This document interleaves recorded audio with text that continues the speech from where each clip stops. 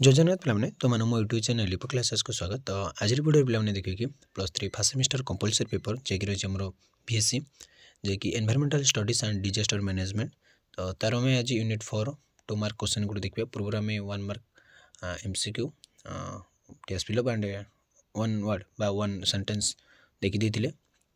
तो आज आम देखिए कि माने कौन पार्ट 2 बा जैकि आमर 2 नंबर विशिष्ट प्रश्न है जैकि 50टी शब्द मध्य लिखा कहुई तो 50टी शब्द मध्य लिखा चेष्टा करवा तार अधिक हो पारे कम भी हो पारे चलो कि ना। तो देखा तो संक्षिप्त टिप्पणी लेख जैक रही प्रथम क्वेश्चन देली परिवेश नीति कौन तार गोटे संक्षिप्त टिप्पणी आम दबा। देख नीति बा जहाँ आम एथिक्स एंड दर्शन बा फिलोसफीर एक शाखा जार संख्या निरूपण कले विश्व संदर्भ में केउटी भल केउटी मंद अथवा केउटी ठीक और केउटी भूल जन जाए।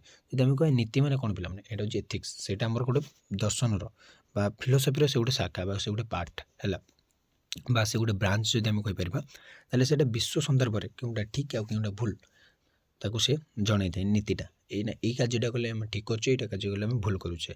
नीति एक नैतिकता संपर्कित विज्ञान से गोटे नैतिकता संपर्कित विज्ञान। उदाहरण स्वरूप चोरी करवा मिछ कहवा ठकिबा हत्या करवा इत्यादि को अनैतिक बोली विचार कराए। एगुड़ी अनैतिक कार्य बोली आम जाचे मैंने गोटे अनियम कार्य बा आम भूल काम बोली आम कहीपर। मात्र मनीष जीवन रक्षा करवा गरीब को साहाय्य करवा साधुता सत्यवादिता वचन रक्षा करवा इत्यादि को नैतिकता बोली आम विचार कर मैंने जाचे कौ कार्यटा ठीक आ कौ कार्यटा भूल। पुनश्च शक्तिर अଯଥା अपचय प्राकृतिक संपदर उत्सगुड़ अपव्यय और पशु मान शिकार जहाँकि विभिन्न प्रजातिर विलोप करते इत्यादि केतक विचार में अनैतिक एगुड़ी कौन अनैतिक कार्य माने पशु मान शिकार करवा शक्तिर अଯଥା अपचय करवा प्राकृतिक संपदर उत्सगुड़ अपव्यय करवा एगुड़ी विभिन्न प्रजातिर विलोप करवा एगुड़िक हूँ गोटे गोटे कौन ना अनैतिक कार्य इत्यादि केतक विचार अनैतिक है। मात्र अन्य केतक विश्वास करते जे परिवेश समस्या बोली किसी समस्या ना और से प्राकृतिक उत्सगुड़ अपचय को अनैतिक बोली विचार करती ना। तो पे मुझे कहीदे क्वेश्चन बस सेमती किसी एत इंपोर्टाट क्वेश्चन ना तुम यहाँ स्किप बोध कर किसी प्रोब्लेम ना। आम डायरेक्ट आस देख परिवेश परिचालना कौन जदि यहाँ मन रखार अच्छे बोले मन रखिद कि बस यहाँ एत इंपोर्टाट ना डायरेक्ट आस परिवेश परिचालना कौन यहाँ बहुत इंपोर्टाट क्वेश्चन मन रखा है। तो देख परिवेश परिचालना बा एनवायरमेंटाल मैनेजमेंट जो आम कहीपर पृथ्वीर प्राकृतिक परिवेश बर्तमान नानादी प्रदूषकर उपस्थिति जो क्षतिग्रस्त हो चली और दिन दिन अतिशय चाप जो भयंकर तथा विपदपूर्ण हो चली। जदि आम देखा तो पृथ्वीर जो प्राकृतिक परिवेशटा रही है बर्तमान दिन दिन कौन ना तार विभिन्न प्रकार प्रदूषक आसिले जल प्रदूषक अच्छा वायु प्रदूषक अच्छा मृत्तिका प्रदूषक सब अच्छा तो से जो उपस्थिति जो से क्षतिग्रस्त होबार लगी आ दिन दिन तार कौन चाप जो से भयंकर तथा विपदपूर्ण होबार लगी। जदि धार अब्याहत रहे तेज मात्र कई दशंधि पर नियुत नित वर्ष धरी सृष्टि होता जीवजगत पृथ्वी पृष्ठर लोप पाई और पृथ्वी पलटि एक निर्जीव मेरुरे जदि ये भाव चलो जो रेट्रे बर्तमान चली जदि से रेट्रे से अनुपात जदि चलला से गति एमती चली रही है कौन कई दशंधि से 100 कि 200 वर्ष मध्य आमर कौन नियुत नित वर्ष सृष्टि होता है जीवजगत जो अच्छे से कौन पृथ्वी पृष्ठ लोप पाई पृथ्वी पलटि गोटे कौन निर्जीव मेरुरे। तेणु बर्तमान असंभाल परिस्थिति संभाल गले आमको फलप्रद योजना और परिवेश परिचालना उपाय खोजी बाहर करने को जदि आम पूर्व भली आमर पर पीढ़ी आम जदि साइड रखा चाहूचे निज जीवन को साइड रखा चाहूचे परवर्ती पीढ़ी जी आसो से आम खुशी रखा चाहूचे एवं आम कौन परिवेश परिचालन करा आम परिवेश को सुरक्षित रखा आमको एवं किसी उपाय खोजा पड़ो ना आउ कई दशंधि मध्य पृथ्वी पृष्ठ की जीवजगत लोप पाइबे जहाँ कि हजार हजार नियुत नियुत वर्ष लगी सृष्टि होगा। प्रथमतः जो आम देखा परिवेश दुर्गति को देखने जना पड़े यह मनुष्यकृत परिवेश दुर्गति माने क्या जो ये असुविधा घटुचे मनुष्यकृत माने प्राकृतिक किसी कहनी पे मैंने गोटे प्राकृतिक कार्य नुह गोटे मनुष्यकृत कार्य मनुष्य ही यही समस्यार कौन मूल मूल माने मूल मंत्र जो कह मैंने मेन नाट माने नाटर गोवर्धन होची कि बुझीपार पे नाटर गोवर्धन होची मनुष्य मनुष्य जो ही परिवेश कौन दिन दिन दुर्गति होबार लगी। मनुष्य निजर अर्थनैतिक उन्नति आने निजर जीवन को आरामदायक करने ये विपत्ति डाकी आनी। खनि उत्तोलन जीवाश्म इंधन दहन शिल्प कारखानार प्रसार सहरीकरण जंगल काटिबा आमद प्रमोद शिकार करने इत्यादि जो परिवेश संतुलन बिगड़ लगी। शिल्प कारखाना प्रसार है सहरीकरण दिन दिन बढ़िबार लगी जंगल काटिबाटा कमेउनी अधिक बढ़ुची आमद प्रमोद शिकार करने तो एगुड़ द्वारा आम कौन परिवेश जो संतुलनटा बिगड़बार लगी। ପ୍ରାକୃତିକ ସମ୍ପଦ ବିନିଯୋଗ କରି ଆର୍ଥିକ ଉନ୍ନତି କରିପାରିବ ସେଥିପାଇଁ ସେ ସର୍ବଦା ବ୍ୟଗ୍ର ରହିଛି ଓ ସେଥିପାଇଁ ପରିବେଶ ପ୍ରତି କଠୋର ମନୋଭାବ ପୋଷଣ କରି ଚାଲିଛି, ଯାହାଫଳରେ ସେ ନିଜ ପାଇଁ ହିଁ ବିପଦ ଡାକି ଆଣିଛି। ତ ଦେଖ କିଛିଟା ଆର୍ଥିକ ଉନ୍ନତି ପାଇଁ ସେ ଟଙ୍କା ପଇସା ସେ କାଗଜ ମାନେ କ'ଣ ସେ ଟଙ୍କା ପଇସା ମାନେ ସତରେ କାଗଜ ମରିଗଲା ପରେ ସେ କାଗଜର କିଛି ଭ୍ୟାଲୁ ରହିବ ନାହିଁ ବା ଆମକୁ କିଏ ପଚାରିବ କି ସେ ଟଙ୍କା ପଇସା ହିଁ ପଚାରିବ, ବଟ୍ ଆମ ଜୀବନ ଥିଲେ ତ ଆମେ କେତେ କ'ଣ କରିପାରିବା ନା। ତ ଟଙ୍କା ପଇସାଟା ଏତେ କିଛି ଇମ୍ପୋର୍ଟାଣ୍ଟ କିନ୍ତୁ ସେଇ ଟଙ୍କା ପାଇଁ ସେ କ'ଣ ପରିବେଶକୁ ବହୁତ କଠୋର ରୂପେ କ'ଣ ମାନେ ତାପରେ କଠୋର ମନୋଭାବ ପୋଷଣ କରିଛି ବା ତାକୁ ବହୁତ କଷ୍ଟ ଦେଇଛି। ଦେଶର ଅର୍ଥନୈତିକ ଉନ୍ନତି ପାଇଁ ସର୍ବଦା ଦୁଇଟି ମତବାଦ ରହିଛି, ଗୋଟେ ହେଉଛି ଅପବାୟୀ ମତବାଦ ଆଉ ଗୋଟେ ହେଉଛି ଜୀବନ ଧାରଣ ଯୋଗ୍ୟ ବିଶ୍ୱମତ। ତାହେଲେ ଆମେ କ'ଣ ପରିବେଶକୁ କେମିତି ପରିଚାଳନା କରି ତାଠାରୁ ଏତେ କିଛି ଅସୁବିଧାରେ ଯେମିତି ନ ପଡ଼ିବା ଆମେ ସେଥିପ୍ରତି ଆମେ ଧ୍ୟାନ ଦେବାକୁ ପଡ଼ିବ। ତାହେଲେ ଆସିଲା ପରିବେଶ ପ୍ରଭାବର ଆକଳନ। ଦେଖ ପରିବେଶ ପ୍ରଭାବର ଆକଳନ ବାସ୍ତବରେ ସିଦ୍ଧାନ୍ତର ଏକ ପକ୍ଷ ବା ଅଂଶ। ସାଧାରଣତଃ ଏହି ବିଭାଗଟି EIA ବା ଏନଭାୟରମେଣ୍ଟାଲ ଇମ୍ପାକ୍ଟ ଆସେସମେଣ୍ଟ ନାମରେ ଖ୍ୟାତ। ଏହା ଏକ ବିବୃତ ଯାହାକି ଅଣସ୍ୱାର୍ଥୀ ଲୋକ ଦ୍ୱାରା ନିର୍ମିତ ହୋଇଥାଏ। ଏହି ବିବୃତିରେ ସାଧାରଣତଃ ମୁଖ୍ୟ ଉଦ୍ଦେଶ୍ୟ ଭାବେ ତିନୋଟି ଦିଗ ରହିଥାଏ। ଗୋଟେ ହେଲା କୌଣସି ପ୍ରତ୍ୟୁତ୍ପନ୍ନ ବ୍ୟତିରେକେ ଏହାର ବିକଳ୍ପ କିଛି ଅଛି ନା ନାହିଁ ତାର ତଦାରଖ କରିବା, ମାନେ ଆ ପରିବର୍ତ୍ତେ ଆଉ କିଛି ବିକଳ୍ପ ବା ଆଉ କିଛି ଅପସନ୍ ଅଛି ନା ନାହିଁ ସେଇଟା ତଦାରଖ କରିବା। ଉଦ୍ଦିଷ୍ଟ ପ୍ରକଳ୍ପ ପାଇଁ କିଛି ଭିନ୍ନ ସ୍ଥାନର ସନ୍ଧାନ କରିବା, ଏହାର ଭିନ୍ନ ସ୍ଥାନ ଭିନ୍ନ ରଙ୍ଗ ସ୍ଥାନର ନକ୍ସା ଓ ଅନ୍ୟାନ୍ୟ ସୁବିଧା ସୁଯୋଗ ପରୀକ୍ଷଣ କରିବା। ଏଇଟା ହେଉଛି ଗୋଟେ କ'ଣ ନା EIA ବା ଯେଉଁଟା ଆମେ କହିବା ଏନଭାୟରମେଣ୍ଟାଲ ଇମ୍ପାକ୍ଟ ଆସେସମେଣ୍ଟ ଗୋଟେ ଯେଉଁ ରହିଛି ଗୋଟେ ବିଭାଗଟି, ତ ସେ ଏଇଟାକୁ ପରିବେଶ ପ୍ରଭାବଟାକୁ ଆକଳନ ସେ କରିଥାଏ। ତ ଏହି ଅଧ୍ୟୟନ ସହିତ ବୈଷୟିକ ଓ ଆର୍ଥିକ ବ୍ୟବସ୍ଥାକୁ ମଧ୍ୟ ଅଧ୍ୟୟନ କରାଯାଇଛି। କ୍ଷେତ୍ର ଭାବରେ ପ୍ରଚୁର ପ୍ରତିବୟନ ମାତ୍ର ହୋଇଥାଏ, ମାତ୍ର ପରୀକ୍ଷଣ ବା RES ରେଡ୍ ଏନଭାୟରମେଣ୍ଟ ସ୍କ୍ରିନିଂରେ ଅଧିକାଂଶକୁ ନାକଚ କରିଦିଆଯାଇଥାଏ। ପରିଶେଷରେ ଏହି ବିବୃତ୍ତି ଅନୁଦାନ ନେଉଥିବା ସଂସ୍ଥାକୁ ପ୍ରେରିତ କରାଯାଏ। ତ ଏଇଠି ଏମିତି କିଛି ଇମ୍ପୋର୍ଟାଣ୍ଟ ନାହିଁ ପିଲାମାନେ, ମୁଁ କହିଦେଉଛି। ତ ଆମର ଏଇଟା 2 ନମ୍ବରଟା ହିଁ ମନେ ରଖ, ବାସ୍ 1 3 କିଛି ଦରକାର ନାହିଁ, ବାସ୍ ଖାଲି ମୁଁ କହିଦେଉଛି ଯଦି ଜାଣିବାର ଅଛି। ତ ଧୂମ କୁହୁଡ଼ି ଦେଖିବା। ଧୂମ କୁହୁଡ଼ି କଲେ ଧୂମ ବା ସ୍ମୋକ୍ ଓ କୁହୁଡ଼ି ମାନେ ଫଗର ମିଶ୍ରଣ କରାଯାଏ। ଧୂମ ଆଉ କୁହୁଡ଼ି ଏ ଦୁଇଟା ମିଶିଲେ ଆମେ କହିବା ଧୂମ କୁହୁଡ଼ି। ଧୂମରେ ଥିବା ଅଙ୍ଗାରକ କୁହୁଡ଼ି ସହ ମିଶି ଏକ ପ୍ରକାର କଳା ପରଦାର ଆସ୍ତରଣ ସୃଷ୍ଟି କରିଥାଏ, ଯାହାକୁ ଧୂମ କୁହୁଡ଼ି ବୋଲି କୁହାଯାଏ। ତ ଧୂମରେ ଥିବା ଅଙ୍ଗାରକଟା ଯେଉଁ ଧୂମ ହେଲା ବା ଧୂଆଁ ଆମେ ଯାହାକୁ କହୁଛେ, ଧୂଆଁରେ ଯେଉଁ ଅଙ୍ଗାରକଟା ରହୁଛି ସେ ଯେତେବେଳେ କୁହୁଡ଼ି ସହିତ ମିଶିଯାଉଛି ସେ ଗୋଟେ ଏକ ପ୍ରକାର କଳା ପରଦାର ଗୋଟେ ଆସ୍ତରଣ ସୃଷ୍ଟି କରିଛି, ଯାହାକୁ ଆମେ ଧୂମ କୁହୁଡ଼ି ବୋଲି କହିଥାଉ। ଜୈବିକ ପଦାର୍ଥର ଦହନ ଯଥା କୋଇଲା ପେଟ୍ରୋଲିୟମ କଳକାରଖାନାରୁ ବାହାରୁଥିବା ଅଙ୍ଗାରକାମ୍ଳ ବାଷ୍ପ କୁହୁଡ଼ି ସହିତ ମିଶି ଧୂମ କୁହୁଡ଼ି ସୃଷ୍ଟି କରିଥାନ୍ତି। ଏହା ସାଧାରଣତଃ ଶିଳ୍ପାଞ୍ଚଳ ଓ ସହରାଞ୍ଚଳରେ ଶୀତଦିନ ଦେଖାଯାଇଥାଏ। ଏଇଟା ଶୀତଦିନ ଦେଖାଯାଇଥାଏ କେଉଁଠି ନା ଆମର ଯେଉଁଠି ଶିଳ୍ପ, କାରଣ ଶିଳ୍ପରୁ ଅଧିକ ପରିମାଣରେ କ'ଣ ଗ୍ୟାସ୍ ବା ଅଙ୍ଗାରକାମ୍ଳ ବାଷ୍ପ ବା ଅଙ୍ଗାରକାମ୍ଳ ଗ୍ୟାସ୍ ବାୟୁମଣ୍ଡଳକୁ ଯାଇଥାଏ, ଯାହାଫଳରେ କ'ଣ ସହରାଞ୍ଚଳରେ ବା ଶିଳ୍ପାଞ୍ଚଳରେ ଅଧିକ ଦେଖାଯାଇଥାଏ। ଶିଳ୍ପାଞ୍ଚଳ ସହରାଞ୍ଚଳରେ ବାୟୁରେ ବହୁତ ଧୂଳିକଣ ଦେଖାଯାଏ, ଯାହା କୁହୁଡ଼ି ସଂସ୍ପର୍ଶରେ ଆସିଲେ ଏହାକୁ ଅଧିକ ଧୂମ କୁହୁଡ଼ି ସୃଷ୍ଟି ହୋଇଥାଏ। ତ ଦେଖ ସହରରେ ଅଧିକ ଗାଡ଼ି ମଟର ଯାଏ, ସେଠି ଧୂଳିକଣ ଅଧିକ ରହିଥାଏ, ତ ଯାହାଫଳରେ କ'ଣ ନା ଧୂମ କୁହୁଡ଼ିଟା ଗୋଟେ ଅଧିକ ଧୂମ କୁହୁଡ଼ି ସୃଷ୍ଟି କରିଥାଏ। ତାପରେ ଆସିଲା ଅମ୍ଳ ବର୍ଷା ଦେଖିବା ବା ଏସିଡ୍ ରେନ୍ ଯାହାକୁ ଆମେ କହିଥାଉ। ଅମ୍ଳ ବର୍ଷା ବାୟୁ ପ୍ରଦୂଷଣ ଅନ୍ୟ ଏକ ମାରାତ୍ମକ ପରିଣାମ। ଅମ୍ଳ ବର୍ଷା ହେବାର ପ୍ରକ୍ରିୟା କୋଇଲା ପ୍ରାକୃତିକ ଗ୍ୟାସ୍ ପ୍ରାକୃତିକ ତୈଳ ପ୍ରଭୃତି ବହନ ଏବଂ ଅନ୍ୟାନ୍ୟ କେତେକ ପ୍ରକାରର କଳକାରଖାନାରୁ ଆରମ୍ଭ ହୁଏ। ତ ଏଇ ଯେଉଁ ଅମ୍ଳ ବର୍ଷା ହେବାର ପ୍ରକ୍ରିୟାଟା କୋଇଲାରୁ ବା ପ୍ରାକୃତିକ ଗ୍ୟାସ୍ରୁ ପ୍ରାକୃତିକ ତୈଳରୁ ପ୍ରଭୃତି ବହନ ହେଲା ବା ଅନ୍ୟାନ୍ୟ କେତେକ କଳକାରଖାନାରୁ ହିଁ ଏଇଟା ଆରମ୍ଭ ହୋଇଥାଏ। ଆମେ ଜାଣୁ ଯେ ଦହନ ହେଉଛି ଏକ ରାସାୟନିକ ପ୍ରକ୍ରିୟା ହେଲା, ଯେଉଁଥିରେ କି ବାୟୁମଣ୍ଡଳୀୟ ଅମ୍ଳଜାନ ଦହନ ହେଉଥିବା ବସ୍ତୁରେ କାର୍ବନ ନାଇଟ୍ରୋଜେନ୍ ସଲଫର ଅନ୍ୟାନ୍ୟ ଏଲିମେଣ୍ଟ ବା ଅନ୍ୟାନ୍ୟ ଉପାଦାନମାନଙ୍କ ସହିତ ମିଶି ସେହିସବୁ ଉପାଦାନମାନଙ୍କର ଅକ୍ସାଇଡ଼୍ରେ ସୃଷ୍ଟି କରେ। ତ ଦେଖ ଯେତେବେଳେ ବସ୍ତୁଟିରେ ଦହନ ଘଟେ ବା ଅମ୍ଳଜାନ ଦହନ ହେଉଥିବା ବସ୍ତୁଟିରେ ଥିବା କାର୍ବନ ବାୟୁମଣ୍ଡଳ ଅମ୍ଳଜାନରେ ସେ କ'ଣ ଦହନରେ ସାହାଯ୍ୟ କରେ, ଯାହାଫଳରେ କ'ଣ କାର୍ବନ ନାଇଟ୍ରୋଜେନ୍ ଏସବୁ କ'ଣ ତାର ଅକ୍ସାଇଡ଼୍ ଗୁଡ଼ିକର ସବୁ ସୃଷ୍ଟି ସେ କରିଥାଏ। ଜାଳେଣୀରେ ଯଦି ସଲଫର ବା ନାଇଟ୍ରୋଜେନ୍ ଥାଏ ତାହେଲେ ଅମ୍ଳଜାନ ସହିତ ସେମାନେ ରାସାୟନିକ କ୍ରିୟା ଫଳରେ ସଲଫର ଡାଇଅକ୍ସାଇଡ଼ ବା ନାଇଟ୍ରୋଜେନ୍ ଅକ୍ସାଇଡ଼ ସୃଷ୍ଟି। ଆମେ ଯଦି ଦେଖିବା ଜାଳେଣୀରେ ବା ଗୋଟେ କାଠରେ ସାଧାରଣତଃ ଯଦି ସେଇଟା ନାଇଟ୍ରୋଜେନ୍ ଥାଏ ତାହେଲେ ସେ କ'ଣ ଅମ୍ଳଜାନ ଉପସ୍ଥିତିରେ କ'ଣ ହୁଏ ନା ରିଆକ୍ସନ୍ ହୁଏ ବା ଆମେ ଯାହାକୁ ରାସାୟନିକ କ୍ରିୟା କରି ସେ ଅକ୍ସାଇଡ଼ରେ ପରିଣତ କରିଦିଏ। ଏହି ଗ୍ୟାସ୍ ଗୁଡ଼ିକ ବାୟୁମଣ୍ଡଳରେ ପହଞ୍ଚିଗଲା ପରେ ସେଠାରେ ଥିବା ଜଳୀୟ ବାଷ୍ପ ଓ ଅନ୍ୟାନ୍ୟ ରାସାୟନିକ ଦ୍ରବ୍ୟମାନଙ୍କ ସହିତ ଜଟିଳ ରାସାୟନିକ କ୍ରିୟା ଫଳରେ ବା ରାସାୟନିକ ରିଆକ୍ସନ୍ ଫଳରେ ସଲଫରିକ୍ ଏସିଡ୍ ବା H2SO4 ଓ ନାଇଟ୍ରିକ୍ ଏସିଡ୍ H2NO3 ସମେତ ନାଇଟ୍ରେଟ୍ ଓ ସଲଫେଟ୍ ଭଳି ପଲ୍ୟୁଟାଣ୍ଟ ସୃଷ୍ଟି କରେ। ଦେଖ ଯେତେବେଳେ ରାସାୟନିକ ଦ୍ରବ୍ୟମାନଙ୍କ ସହିତ ଜଟିଳ ରାସାୟନିକ ଗୁଡ଼ିକର କ'ଣ ରିଆକ୍ସନ୍ ହୁଏ ବା କ'ଣ ରାସାୟନିକ କ୍ରିୟା ଘଟିଥାଏ, ତାପରେ ସଲଫରିକ୍ ଏସିଡ୍ ବା H2SO4 ଆଉ ହେଉଛି ନାଇଟ୍ରିକ୍ ଏସିଡ୍ ବା H2NO3 ସମେତ ନାଇଟ୍ରେଟ୍ ଓ ଫସ୍ଫେଟ୍ ଭଳି ପ୍ରଦୂଷକ ସେ ସୃଷ୍ଟି କରେ। ବହୁ ସମୟରେ ଏହି ଏସିଡ୍ ଗୁଡ଼ିକ ପବନରେ ବହୁତ ଦୂର ଭାସି ଚାଲିଯାଏ। ଏଇଭଳି ଏସିଡ୍ ଥିବା ଆକାଶରେ କୁହୁଡ଼ି ଓ ମେଘ ଦେଖାଦେଲେ ସେହି କୁହୁଡ଼ି ବା ମେଘ ମଧ୍ୟ ଅମ୍ଳଯୁକ୍ତ ହୋଇଯାଇଥାଏ। ଏହାପରେ ଏହି ଅମ୍ଳ ବର୍ଷା ବା ତୁଷାର ଆକାରରେ ପୃଥିବୀରେ ପଡ଼େ। ତାପରେ ଅମ୍ଳ ବର୍ଷା ହୋଇଥାଏ। ଏଭଳି ଭାବରେ ଅମ୍ଳ ବର୍ଷା ପିଲାମାନେ ଅମ୍ଳ ବର୍ଷାଟା ବହୁତ ଇମ୍ପୋର୍ଟାଣ୍ଟ ହେଲା। ତାର ଆସିଲା ଜୈବିକ ଆବର୍ଜନା କ'ଣ ଦେଖିବା। ତ ଗୃହ ଆବର୍ଜନା, ମ୍ୟୁନିସିପାଲିଟି, ମଙ୍ଗଳ ପାଣି ଓ ଶିଳ୍ପଭିତ୍ତିକ ତ୍ୟାଜ୍ୟ ଗୁଡ଼ିକ କୌଣସି ସ୍ଥାନରେ ଗଦା କରି ରଖିଲେ ବା ଠିକ୍ ଭାବରେ ବିହରଣ ବ୍ୟବସ୍ଥା ନ କଲେ ଉଭୟ ଜୀବ ଓ ଉଦ୍ଭିଦ ଜଗତର ସ୍ୱାସ୍ଥ୍ୟହାନି ଘଟେ। ଯଦି ଆମେ ଏ ଆବର୍ଜନା ଗୁଡ଼ିକୁ ଯଦି ଆମେ ଭଲ ଭାବରେ ଯଦି ଆମେ ନ ରଖିଲେ ତାହେଲେ ସେ କ'ଣ ବ୍ୟବସ୍ଥା ଯଦି ନ କଲେ ତାହେଲେ ଆମର ଜୀବ ଏବଂ ଉଦ୍ଭିଦ ଜଗତ ପ୍ରତି ସେ ଗୋଟେ ସ୍ୱାସ୍ଥ୍ୟହାନି ଘଟିଥାଏ। ମ୍ୟୁନିସିପାଲିଟିର ମଇଳା ପାଣି ଡିଟର୍ଜେଣ୍ଟ, ବୋରେଟ୍, ଫସ୍ଫେଟ୍ ଓ ବିଭିନ୍ନ ପ୍ରକାର ଲବଣ ବହୁ ପରିମାଣରେ ଥାଏ।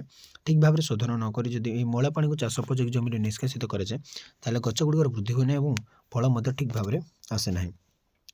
କୋଇଲାର କାର୍ବନୀକରଣ ପ୍ରକ୍ରିୟାକୁ ଫିନଲ୍ ସମୂହ ନିର୍ଗତ ହୋଇଥାନ୍ତି। ଏହା ଜଳରେ ଦ୍ରବଣ ହୋଇଥିବାରୁ ମାଟି ଭିତରେ ଥିବା ଜଳରେ ଦ୍ରବୀଭୂତ ହୋଇ ରହିଥାଏ। ଏହା ଗୋଟିଏ ବିଷକାରୀ ପଦାର୍ଥ ହେଲା। ଏଗୁଡ଼ି ସବୁ କ'ଣ ଗୋଟେ ବିଷକାରୀ ଯେଉଁ କୋଇଲାର ଯେଉଁ କାର୍ବନୀକରଣ ପ୍ରକ୍ରିୟାଟା ଗୋଟେ କ'ଣ ଯଦି ଗୋଟେ ବିଷକାରୀ ପଦାର୍ଥ। କେତେକ ସ୍ଥାନରେ 1 ଗ୍ରାମ ଫିନଲ୍ ମୃତ୍ୟୁ ପାଇଁ ଯଥେଷ୍ଟ ହୁଏ ହେଲା। ଗୋଟେ ଫିନାଇଲ୍ ମଧ୍ୟ କ'ଣ ମୃତ୍ୟୁ ପାଇଁ ମଧ୍ୟ ସେଇଟା ଯଥେଷ୍ଟ ହୋଇଯାଇଥାଏ। ଫିନଲ୍ ସଂସ୍ପର୍ଶରେ ଆସିଲେ ମୁଖ ଗଳା ଖରଖର ହୁଏ, ପରିସ୍ରା କଳା ରଙ୍ଗର ହୁଏ ଓ ପାକସ୍ଥଳୀ ଅବ୍ୟବସ୍ଥା ହୁଏ ଓ କେନ୍ଦ୍ରୀୟ ସ୍ନାୟୁତନ୍ତ୍ରରେ ମଧ୍ୟ ସମସ୍ୟା ଦେଖାଦିଏ। ମାଟିକୁ ପ୍ରଦୂଷିତ କରୁଥିବା ଅନ୍ୟାନ୍ୟ ପଦ୍ଧତି ଗୁଡ଼ିକ ଆଜବେଷ୍ଟ, ପେଟ୍ରୋଲ, କୋଲଟାର ପିଚ୍ ଏଗୁଡ଼ିକ କ'ଣ ମାଟିକୁ ସବୁ ପ୍ରଦୂଷଣ କରୁଛନ୍ତି ହେଲା। ତ ରଙ୍ଗ କାରଖାନା ଗୁଡ଼ିକରୁ ବା ରଙ୍ଗ ବ୍ୟବହୃତ ହେଉଥିବା କାରଖାନା ଗୁଡ଼ିକରୁ ବିଭିନ୍ନ ପ୍ରକାର ରଙ୍ଗ ମାଟିରେ ମିଶି ମଧ୍ୟ ମାଟିର କ୍ଷତି ସାଧନ କରିଥାନ୍ତି। ଏଇ ଯେଉଁ ଜୈବିକ ଆବର୍ଜନା ଗୁଡ଼ିକ ବା ଆବର୍ଜନା ଗୁଡ଼ିକ ମଧ୍ୟ କ'ଣ ମୃତ୍ତିକା ବା ମୃତ୍ତିକା ପ୍ରଦୂଷଣରେ ମଧ୍ୟ ଗୋଟେ କ'ଣ କାରକ ଭାବରେ ରହିଥାନ୍ତି। ତାପରେ ଆସିଲା ବନ୍ୟଜନ୍ତୁ ସଂରକ୍ଷଣ। ପରିବେଶର ସୁରକ୍ଷା ନିମନ୍ତେ ବନ୍ୟଜନ୍ତୁ ସଂରକ୍ଷଣ ଏକାନ୍ତ ଆବଶ୍ୟକ। ସଂରକ୍ଷଣ ଦ୍ୱାରା ବନ୍ୟ ପଶୁ, ପକ୍ଷୀ ଓ ଉଦ୍ଭିଦ ଗୁଡ଼ିକର ସୁରକ୍ଷା ଏବଂ ଅବଲୁପ୍ତ ହୋଇଯାଇଥିବା ଜୀବଜନ୍ତୁଗୁଡ଼ିକ ନିମନ୍ତେ ଉନ୍ନତ ପରିସ୍ଥାନ ରଚନା କରି ପରିସଂସ୍ଥାର ସନ୍ତୁଳନ ଅବସ୍ଥା ବଜାୟ ରଖିବା ସମ୍ଭବପର ହୋଇଥାଏ। ଯଦି ଆମେ ଦେଖିବା ପରିବେଶ ସୁରକ୍ଷା ନିମନ୍ତେ ଆମ ଗୋଟେ ବନ୍ୟଜନ୍ତୁମାନଙ୍କର ସଂରକ୍ଷଣଟା ନିହାତି ଆବଶ୍ୟକ। ତ ସଂରକ୍ଷଣ ଦ୍ୱାରା ବନ୍ୟ ପଶୁପକ୍ଷୀ ଓ ଉଦ୍ଭିଦ ଗୁଡ଼ିକର ସୁରକ୍ଷା ଓ ଅବଲୁପ୍ତ ହୋଇଯାଇଥିବା ଜୀବଜନ୍ତୁ ଗୁଡ଼ିକ ନିମନ୍ତେ ଉନ୍ନତ ପରିସ୍ଥାନ ରଚନା କରି ପରିସଂସ୍ଥାର ସନ୍ତୁଳନ ଅବସ୍ଥା ମଧ୍ୟ ବଜାୟ ରଖିବାରେ ସମ୍ଭବପର ହୋଇଥାଏ। ଭାରତୀୟ ବନ୍ୟଜନ୍ତୁ ପରିଷଦ ବା Indian board for wildlife ବା IBWL 1952 ମସିହାରେ ଗଠନ କରାଯାଇ ବନ୍ୟଜନ୍ତୁ ସଂରକ୍ଷଣ ନିମନ୍ତେ ଉପଯୁକ୍ତ ଧ୍ୟାନ ଦିଆଯାଉଛି। ଏଇ ଯେଉଁ ପରିଷଦଟା ବନ୍ୟଜନ୍ତୁ ସୁରକ୍ଷା ଆଇନ 1962 ବଳରେ ବିଭିନ୍ନ ପଦକ୍ଷେପ ନେଇ ବନ୍ୟଜନ୍ତୁମାନଙ୍କ ସଂରକ୍ଷଣ କ୍ଷେତ୍ରରେ ସେ ଉପଯୁକ୍ତ କ'ଣ ପରିବେଶ ସୃଷ୍ଟି ନିମନ୍ତେ ଉଦ୍ୟମ ସେ ଚଲେଇଛି ହେଲା।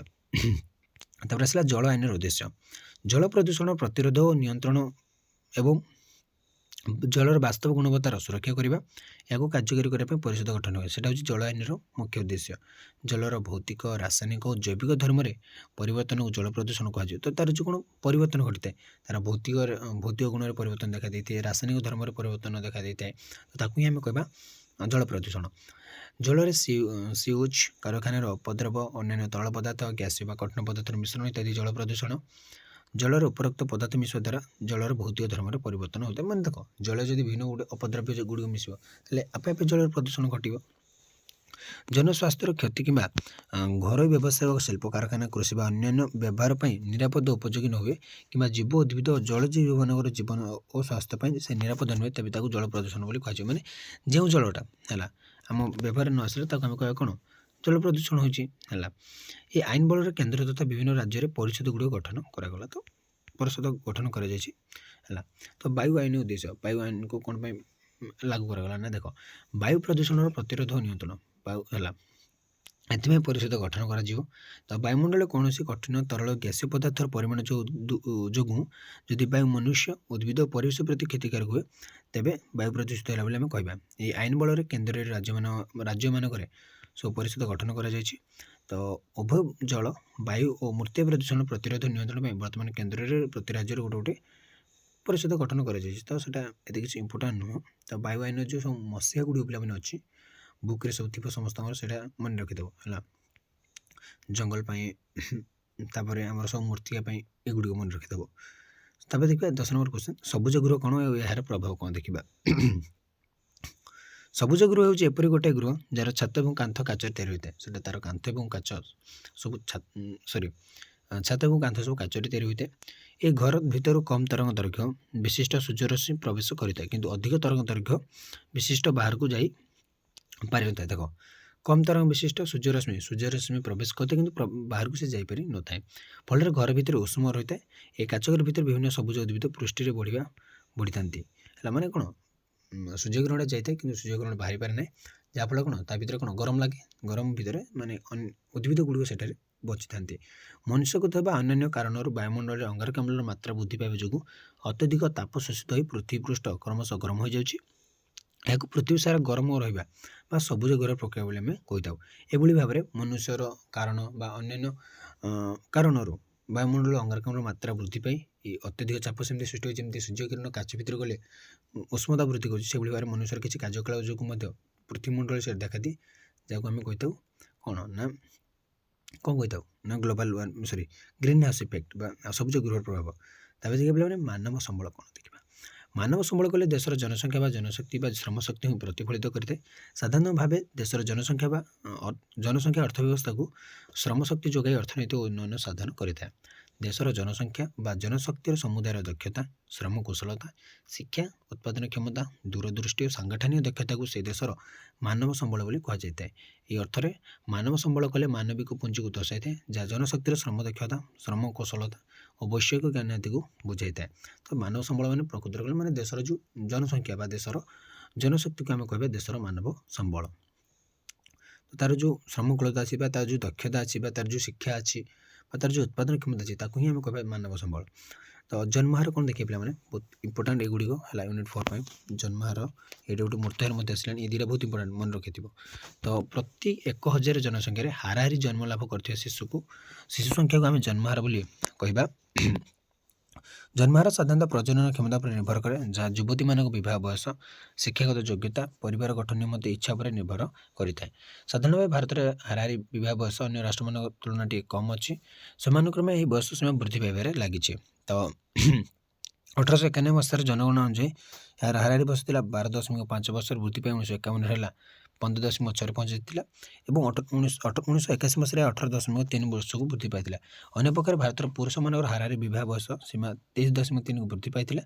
यह सत्य जे विवाह सीमा वृद्धि पाइले प्रजनन क्षमता ह्रास पाए हाँ अधिक एज होगले प्रजनन क्षमता ह्रास पाइब फल जन्महार प्राय जनसंख्या ह्रास घटे। 2011 जनगणना अनुसार भारत जन्महार 22.1 रही है जन्महार माने जन्महार माने जो गोटे 1000 संख्यार जो शिशु मैंने जन्म लाभ कर कह जन्महार। मृत्युहार से भाव मृत्युहार जब आम देखा ना 1000 जनसंख्या प्रति मृत्युवरण करता लोक संख्या को आम मृत्युहार बोली कहबा। विंश शताब्दी प्रारंभ भारत में मृत्युहार अधिक रही है 1891 और 1910 मध्य भारत मृत्युहार प्रति 1000 44.4 रही है। समर परवर्ती संधि 1911-1920 मध्य वृद्धि पाई 47.2 अतिक्रम करते माने यही समय पाखापाखि लोक बहुत मृत्युवरण करुले कौन पाई ना दुर्भिक्ष बन्या बात्या मरुड़ी विपर्यस्त स्वास्थ्य सेवा जनित संक्रामक महामारी रोगर आक्रमण जो मृत्युहार आशातीत अधिक रहा। मात्र सभ्यतार अग्रगति सहित यह मृत्युहार क्षेत्र में कौन द्रुत ह्रास परिलक्षित होगा लगे मैंने 1961 और 70 मध्य प्रति हजार लोक संख्या 19.0 थे बेले परवर्ती अनुसार आसला पे कहते हैं 8.7 को ह्रास पाइला। 2011 जन अनुसार यह 7.2 की आसला देख से समय के 47 रु 7 को पलि आसला माने 40% कमिगला पाखापाखि तार सारा शिशु मृत्युहार बा 1 वर्ष बयस अतिक्रांत होगा पूर्व प्रति 1000 शिशु मध्य मृत्युवरण करता शिशु मान संख्या को शिशु मृत्युहार गोटे जाओ शिशु मृत्युहार माने 1 वर्षर कम पिला माने जो मरुँच 1000 माने 1000 पिला जो से हार को आम कह शिशु मृत्युहार। जो समय उन्नत राष्ट्र जुक्तराज्य हार प्रति 1065 था से समय भारत 200 रही है। भारत में शिशु मृत्युहार यथेष्ट अधिक शिशु मैंने बहुत कम जल्दी मृत्युवरण कर बहुत पुष्टि अभाव विभिन्न अन्य कारण। तो 1901 मसीह 225 रही है स्वाधीनता लाभ कराया 200 था परवर्ती काल 1991 और 2001 मसीह यथाक्रम 80 और 65 रही है। ओडिशा शिशु मृत्युहार 110 अच्छी पे मन रखि था। यह समग्र भारत में सर्वाधिक ओडिशार जो शिशु मृत्युहारटा। तो केरल राज्य जातीय स्तर सर्वनिम्न 13 रही है। 2010 तथ्य अनुसार भारत में शिशु मृत्युहार ସତଚାଳିଶରେ ପହଞ୍ଚିଛି। 2010 ମସିହାରେ 47ରେ ଅଛି, ଯେଉଁଟାକି ସ୍ୱାଧୀନତା ଲାଭ କରିବା ସମୟରେ 200 ଥିଲେ, ସେଇଟା ବର୍ତ୍ତମାନ 47କୁ ଆସିଛି। ତ ଜନସଂଖ୍ୟାର ଘନତା କ'ଣ ଦେଖିବା ବା ଡେନ୍ସିଟି, ଏଇଟା ବହୁତ ଇମ୍ପୋର୍ଟାଣ୍ଟ ପିଲାମାନେ ହେଲା। ପ୍ରତି ବର୍ଗ କିଲୋମିଟର ଅଞ୍ଚଳରେ ବସବାସ କରୁଥିବା ଅଧିବାସୀମାନଙ୍କର ସଂଖ୍ୟାକୁ ଜନସଂଖ୍ୟାର ଘନତା କୁହାଯାଏ। ଅନ୍ୟତ୍ର ମୋଟ ଜନସଂଖ୍ୟାକୁ କ୍ଷେତ୍ରଫଳ ଦ୍ୱାରା ବିଭକ୍ତ କରାଗଲେ ଜନସଂଖ୍ୟାର ଘନତା ଆକଳନ କରାଯାଇପାରେ। ମାନେ କ'ଣ, ମୋଟ ଜନସଂଖ୍ୟାକୁ କ୍ଷେତ୍ରଫଳ ମାନେ ସେଇ ଗୋଟେ ବର୍ଗ କିଲୋମିଟରର କ୍ଷେତ୍ରଫଳ, ତ ତା ଭିତରେ ଯେଉଁ ଯେତେକ ଲୋକ ଅଛନ୍ତି ତାକୁ ଡିଭାଇଡ଼ କରିଦେଲେ ଜନସଂଖ୍ୟାର ଘନତା ଆମେ ପାଇଯିବା। ସାଧାରଣତଃ ସହରାଞ୍ଚଳ ତଥା ଶିଳ୍ପାଞ୍ଚଳରେ ଜନସଂଖ୍ୟାର ଘନତା ଅଧିକ ହୋଇଥିବା ବେଳେ ଗ୍ରାମାଞ୍ଚଳରେ ଟିକେ କମ୍ ରହିବ, କାରଣ ଗ୍ରାମାଞ୍ଚଳରେ କମ୍ ଟିକେ ଲୋକ ଦେଖାଯାଆନ୍ତି। ତ ଭାରତର ଜନଗଣନା ତଥ୍ୟ ଅନୁଯାୟୀ 1901 ମସିହାରେ ଜନସଂଖ୍ୟାର ଘନତା ପ୍ରତି ବର୍ଗ କିଲୋମିଟରରେ ମାତ୍ର 77 ଜଣ ଥିଲା। ତ ସମୟାନୁକ୍ରମେ 1961 ମସିହାରେ ଏହା 142କୁ ବୃଦ୍ଧି ପାଇଲା, 2011ରେ ଏହା 322କୁ ବୃଦ୍ଧି ପାଇଲା। ଆଉ ଓଡ଼ିଶାରେ 2011 ମସିହାରେ ଜନଗଣନା ଅନୁସାରେ ମୋଟ ଜନସଂଖ୍ୟା କେତେ, 269। ବର୍ତ୍ତମାନ 2011ରେ ଭାରତରେ ଯଦି ଆମେ ଦେଖିବା ତ ସେଇଟା 382 ହେଲା ବର୍ଗ କିଲୋମିଟର। ଆଉ ଏଇଟା ଓଡ଼ିଶାରେ ହେଉଛି ଆମର 269। ସାକ୍ଷରତା ହାର କ'ଣ ଦେଖ ପିଲାମାନେ, କୌଣସି ରାଷ୍ଟ୍ର ଜନସଂଖ୍ୟାର ଗୁଣାତ୍ମକ ଦିଗଟିକୁ ପ୍ରଭାବିତ କରୁଥିବା ଏକ ମୁଖ୍ୟ ଉପାଦାନ ହେଲା ସାକ୍ଷରତା ହାର। ଭାରତର ବିଭିନ୍ନ ଦଶନ୍ଧିରେ ସାକ୍ଷରତା ହାର କ୍ରମାଗତ ଭାବରେ ବୃଦ୍ଧି ଘଟିଛି। 1901 ମସିହାରେ ଭାରତର ସାକ୍ଷରତା ହାର ମାତ୍ର 5.4% ଥିଲା। 1901 ମସିହାରେ ସାକ୍ଷରତା ହାର କେତେ ଥିଲା ପିଲାମାନେ, 5.4। 1901 ମସିହାରେ 5.4% ବୃଦ୍ଧି ପାଇ 2011 74.0% ସେ ପହଞ୍ଚି ପାରିଛି। ତ ମାତ୍ର ଏ ତଥ୍ୟ ଅନୁଯାୟୀ ପୁରୁଷ ସାକ୍ଷରତା ହାର ବୃଦ୍ଧି ସ୍ତ୍ରୀ ସାକ୍ଷରତା ଠାରୁ ଟିକେ ଯଥେଷ୍ଟ ଅଧିକ ରହିଛି। ତେଣୁ ନାରୀ ଶିକ୍ଷା ଅବହେଳିତ ସ୍ତରରେ ରହିଛି ବୋଲି ସମୀକ୍ଷା କରିବେ, ମାନେ ନାରୀ ଶିକ୍ଷା ଟିକେ କମ୍ ଅଛନ୍ତି। ତ ଆମ ସମାଜରେ ତ ନାରୀକୁ ଏତେ ଇମ୍ପୋର୍ଟାଣ୍ଟ ଦିଆଯାଉନାହିଁ ହେଲା। ଆଶ୍ୱାସନ ବିଷୟ ହେଇକି ଯେ ଭାରତର ସାକ୍ଷରତା କ୍ରମବର୍ଦ୍ଧିଷ୍ଣୁ ହାରରେ ବୃଦ୍ଧି ପାଇବାରେ ଲାଗିଛି, କିନ୍ତୁ ସାକ୍ଷରତା ହାରଟା ବଢ଼ିବାରେ ଲାଗିଛି। 2011 ମସିହା ଜନ ଅନୁସାରେ ଭାରତ ବା ଓଡ଼ିଶାରେ ସାକ୍ଷରତା ହାର 72.45% ସାକ୍ଷରତା ହାର। ଏଥିରେ ପୁରୁଷ ସାକ୍ଷରତା ହାର 22.40 ଥିବାବେଳେ ମହିଳା ସାକ୍ଷରତା ହାର 64.3। ମାନେ ଯେଉଁ 82 ପିଲାମାନେ କ'ଣ ନା 100 ପୁରୁଷ ଭିତରେ, ଓଡ଼ିଶାରେ 100 ପୁରୁଷ ଥିଲା ଭିତରେ 82 ଜଣ ଶିକ୍ଷିତ ବା ନିଜର ସିଗ୍ନେଚର କରିଦିଅନ୍ତି, ଯାହାକୁ ଆମେ କହୁଛେ। ଆଉ ମହିଳାର ଭିତରେ 64 ବା 65 ଜଣ ମହିଳା କ'ଣ ନିଜର ସାକ୍ଷରତା ବା ସ୍ୱାକ୍ଷର ସେମାନେ କରିପାରିବେ, ବା ଯାହାକୁ ନିଜ ନାଁ ଲେଖିବାରେ ଆସୁଛି। ଆଉ ଏତିକି ଲୋକ ନାଁ ମଧ୍ୟ ଲେଖିବାରେ ଆସୁନି, ଯାହାକୁ ଆମେ କହିବା ଅସ୍ୱାକ୍ଷରତା। ପୂର୍ବ ଦୁଇଟି ଜନଗଣନାରୁ ଜଣାଯାଏ ଯେ 1991 ଓ 2001 ଦଶନ୍ଧି ମଧ୍ୟରେ ସାକ୍ଷରତାର ବୃଦ୍ଧି ଶତକଡ଼ା 13.28 ରହିଥିଲା, ଯାହାକି ପୂର୍ବ ଦଶନ୍ଧି 1981 ଓ 92 ମସିହାରେ ଟିକେ ଯଥେଷ୍ଟ ଅଧିକ ହେଲା। ତ ଏଇଭଳି ଭାବରେ ତାକୁ ଆମେ କହିବା ସାକ୍ଷରତା ହାର। ଆୟୁ ପ୍ରତ୍ୟାଶା କ'ଣ ଦେଖିବା ଦେଖ, ଜଣେ ବ୍ୟକ୍ତି ଜନ୍ମଠାରୁ ମୃତ୍ୟୁ ପର୍ଯ୍ୟନ୍ତ ଜୀବନ କାଳକୁ ପରମାୟୁ କୁହାଯାଏ। ସେ ଯେବେଠୁ ଜନ୍ମ ନେଉଛି ତାର ମୃତ୍ୟୁ ପର୍ଯ୍ୟନ୍ତ ତାକୁ ଆମେ କହିବା ତାର ପରମାୟୁ। ଭାରତରେ ଲୋକମାନଙ୍କ ହାରାହାରି ଜୀବନ କାଳକୁ ଭାରତୀୟମାନଙ୍କର ପରମାୟୁ ବୋଲି ଆମେ କହିବା। ତ ତାଙ୍କ ଯେଉଁ ଗୋଟେ ହାରାହାରି ରହିଛି କେତେ ଜୀବନ ବା କେତେ ବର୍ଷ ସେ ବଞ୍ଚିପାରନ୍ତି ଭାରତରେ। ଆୟୁ ପ୍ରତ୍ୟାଶା ବା ପରମାୟୁ ଅଭିଧାରଣଟି ଜନସଂଖ୍ୟାର ଗୁଣାତ୍ମକ ଦିଗ ସହିତ ସଂଶ୍ଳିଷ୍ଟ। ବିଗତ କେତେ ଦଶନ୍ଧି ଧରି ମୃତ୍ୟୁହାର ଦ୍ରୁତଗତିରେ ହ୍ରାସ ପାଉଥିବାରୁ ଲୋକମାନଙ୍କର ହାରାହାରି ଆୟୁ ବୃଦ୍ଧି ପାଇବାରେ ଲାଗିଛି। ମାନେ ଆଉ ଲୋକମାନେ ଏତେ ମାନେ କ'ଣ ମରିବାଟା କମ୍ ହେଇଯାଇଛି, କାରଣ ସେତେବେଳେ ଲୋକମାନେ ବହୁତ ଜଲ୍ଦି ମରିଯାଉଥିଲେ, ମାନେ କହି ହେଉନଥିଲା। କିନ୍ତୁ ଏବେ କ'ଣ ବହୁତ କମ୍ ମରୁଛନ୍ତି ଲୋକମାନେ, କିନ୍ତୁ ଜନ୍ମ ନେଉଛନ୍ତି ଅଧିକ। ତ ବିଗତ ଯେଉଁ ମୃତ୍ୟୁହାରଟା କମିଥିବା ବେଳେ ଭାରତୀୟମାନଙ୍କର ହାରାହାରି ଜୀବନ କାଳଟା ବଢ଼ିଯାଇଛି। ଯୋଜନା ଆରମ୍ଭ ସମୟରେ ବା 1951-61 ସମୟରେ ଭାରତୀୟମାନଙ୍କର ପରମାୟୁ 33 ବର୍ଷ ରହିଥିଲା। ମାନେ 33 ବର୍ଷ ହେଲା ସେ ପ୍ରାୟ 33 ବର୍ଷ ମରିଯାଉଥିଲେ। ମାନେ ଦେଖ ପିଲା ୟଙ୍ଗ ଏଜ୍ରୁ ସବୁ ମରିଯାଉଥିଲେ, ଦୁର୍ଭିକ୍ଷ କିମ୍ବା କିଛି କାରଣରୁ ମୃତ୍ୟୁବରଣ କରୁଥିଲେ। 1971 ମସିହା ବେଳକୁ ଏଇଟା ଆସି 52 ବର୍ଷ ହୋଇଥିବା ବେଳେ 81ରେ 53 ହେଲା, ଆଉ 91ରେ ଆସିଲା 59। 1995 ମସିହା ବେଳକୁ ଭାରତର ପରମାୟୁ ଥିଲା 61 ବର୍ଷ, କିନ୍ତୁ ବର୍ତ୍ତମାନ ଭାରତୀୟମାନଙ୍କର ପରମାୟୁ ଅଛି ପ୍ରାୟ 65.4 ବର୍ଷ ପହଞ୍ଚିଛି। ଭାବ ଏତେ ବଢ଼ିଛି। ତାର ଆସିଲା ବୟସ ସଂରଚନା କ'ଣ ଦେଖିବା, କୌଣସି ଦେଶର ଜନସଂଖ୍ୟା ବା ଶ୍ରମଶକ୍ତିର ବୟସାନୁକ୍ରମିକ ବିଭକ୍ତିକରଣ ବା ଶ୍ରେଣୀ ପ୍ରକରଣକୁ ଆମେ କହିବା ବୟସାନୁକ୍ରମିକ ଗଠନ ବା ବୟସ ସଂରଚନା। ଏ କ୍ଷେତ୍ରରେ ଜନଶକ୍ତିକୁ ବିଭିନ୍ନ ବୟସକ୍ରମରେ ଶ୍ରେଣୀ, ବୟସ ଅନୁକ୍ରମ ମାନେ 0ରୁ 5, 5ରୁ 10, 15ରୁ 20 ବା ଏମିତି ସବୁ ଯେଉଁ କରାଯାଇଛି ତାକୁ ଆମେ କହିବା ବୟସ ସଂରଚନା। ତ ଦେଖ କୌଣସି ରାଷ୍ଟ୍ର କେଉଁ ବା କେତେ ଅନୁପାତ ଏକ ନିର୍ଦ୍ଦିଷ୍ଟ ବୟସରେ ଅଟନ୍ତି ତାହା ବୟସ ସଂରଚନା ହିଁ ଜଣାପଡ଼େ। ଜନସଂଖ୍ୟାରେ ରହିଥିବା ବିଭିନ୍ନ ବୟସ ଗୋଷ୍ଠୀର ବ୍ୟକ୍ତିଙ୍କ ଉପରେ ତଥ୍ୟ ସଂଗ୍ରହ କରାଯାଇ ବୟସ ଢାଞ୍ଚାର ରୂପରେଖ ଜଣାପଡ଼ିଥାଏ। ସଂକ୍ଷେପରେ କହିବାକୁ ଗଲେ ବୟସ ଭିତ୍ତିରେ ଜନସଂଖ୍ୟାର ବଣ୍ଟନକୁ ବୟସ ସଂରଚନା କରାଯାଏ। ମାନେ ଗୋଟେ ବୟସ ଭିତରେ 0ରୁ 5 ବର୍ଷର କେତେ ଜଣ ଅଛନ୍ତି, 5ରୁ 10 କେତେ ଅଛନ୍ତି, 10ରୁ 15 କେତେ ଅଛନ୍ତି, 15ରୁ 20 କେତେ ଅଛନ୍ତି, 20ରୁ 25, ଏମିତି ସବୁ ଯେଉଁ ସଂରଚନାଟା ସେଟାକୁ ଆମେ କହିବା ବୟସ ସଂରଚନା। ସାଧାରଣ ଭାବେ ଜନସଂଖ୍ୟା ବୟସ ଭିତରେ 3 ଭାଗରେ ବିଭକ୍ତ କରାଯାଏ। ପ୍ରଥମ ଶ୍ରେଣୀଟା 0ରୁ 14 ଅନ୍ତର୍ଭୁକ୍ତ ହୋଇଥିଲେ, ଦ୍ୱିତୀୟ ମସିହାରେ 15ରୁ 59, ଦ୍ୱିତୀୟ ଶ୍ରେଣୀ ଆଉ ତୃତୀୟ ହେଲା 60 ବର୍ଷରୁ ତାଠୁ ଉପରେ ଏଭଳି ଭାବରେ 3 ଭାଗରେ ବିଭକ୍ତ କରେ। ଏଇଟା ଶିଶୁ, ଏଇଟା ଟିକେ 15 ବର୍ଷ ପରେ ଟିକେ କିଛି ଜାଣନ୍ତି, ଜ୍ଞାନ ଆସିବାର ଷ୍ଟାର୍ଟ ହେଇଯାଏ 59 ବର୍ଷ। ତାପରେ 60 ବର୍ଷରେ ସେ ପୁରା ଊର୍ଦ୍ଧ୍ୱ ରହିଲା, ତାଙ୍କୁ କୁହାଗଲା କ'ଣ ନା ଆମ ଦେଖିବା 3 ବର୍ଷ ବୃଦ୍ଧ ବ୍ୟକ୍ତି ଆମେ ଯାହା କହୁଛେ। ତ ଲିଙ୍ଗାନୁପାତ ତାପରେ ଦେଖିବା କ'ଣ ବା ସେକ୍ସ ରେସିଓ କ'ଣ। ପ୍ରତି 1000 ପୁରୁଷମାନଙ୍କ ମଧ୍ୟରେ ରହିଥିବା ମହିଳାଙ୍କ ହାରାହାରି ସଂଖ୍ୟାକୁ ପୁରୁଷ ଓ ମହିଳା ଅନୁପାତ ବା ଲିଙ୍ଗାନୁପାତ ବୋଲି କୁହାଯାଏ। କୌଣସି ରାଷ୍ଟ୍ର ଜନସଂଖ୍ୟାର ଗଠନ ବା ଢାଞ୍ଚାରେ ପୁରୁଷ ଓ ମହିଳାଙ୍କ ଅନୁପାତ ଏକ ଗୁରୁତ୍ୱପୂର୍ଣ୍ଣ ସଂକେତ ବହନ କରେ। ଏହି ଅନୁପାତ ମାଧ୍ୟମରେ ଜନସଂଖ୍ୟା ବୃଦ୍ଧିରେ ପୁରୁଷ ବା ମହିଳାଙ୍କ ସଂଖ୍ୟାରେ ପରିବର୍ତ୍ତନର ସୂଚନା ମିଳିଥାଏ।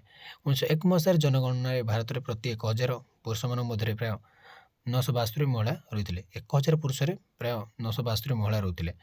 ତ 1931 ମସିହା ଜନଗଣନା ହ୍ରାସ ପାଇ 955 ଆସିଲେ। ମାନେ ଦେଖ 1000 ପୁରୁଷ ରହିଲେ 972 ଜଣ ମହିଳା ରହୁଥିଲେ, କିନ୍ତୁ ତାପରେ କମିଗଲା 1000, ଯେଉଁଟା 1000 ଲୋକ ରହୁଥିଲେ ମାନେ ପୁରୁଷର 1000 ହେଲେ ଝିଅ ରହୁଥିଲେ 955 ବା ମହିଳା। 1951 ମସିହା ଜନଗଣନା ସମୟରେ ଏହା ପୁନଃ 946କୁ ହ୍ରାସ ପାଇଥିଲା। 1971, 1981, 1991 ମସିହାରେ ସେ 930, 34, 929 ଯାଏଁ ରହିଥିଲା। ସଦ୍ୟବାନ 2011 ଜନଗଣନା ଅନୁଯାୟୀ ତ ମହିଳାମାନଙ୍କ ପ୍ରତି 1000 ପୁରୁଷ 940 ଜଣ ରହିଛି ଏବଂ ଓଡ଼ିଶାରେ ଏହା 978, ଯାହା ସର୍ବଭାରତୀୟ ହାର ଠାରୁ ଟିକେ ଅଧିକ ରହିଛି ହେଲା। ଓଡ଼ିଶାରେ ଟିକେ ଅଧିକ ଦେଖାଯାଇଛି। ଆସିଲା ଜନ ବିସ୍ଫୋରଣ କ'ଣ ଦେଖିବା ବା ପପୁଲେସନ୍ ଏକ୍ସପ୍ଲୋସନ୍ କ'ଣ ଦେଖିବା।